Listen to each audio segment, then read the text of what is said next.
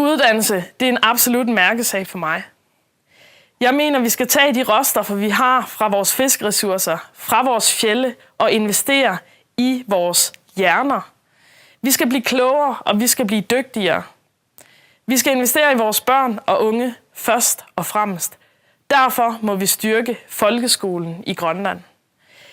Vi skal have niveauet op, og vi skal også sikre, at de elever, der har det svært, de kan få en ekstra hjælpende hånd. Samtidig så skal vi gøre det muligt, at man ikke nødvendigvis falder fra i uddannelsessystemet, men man altid kan komme videre.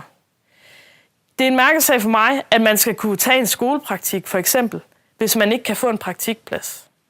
Samtidig så er vi også nødt til at sikre og udvikle de videregående uddannelser, udvide universitetet og udvide Naturinstituttet i Nuuk.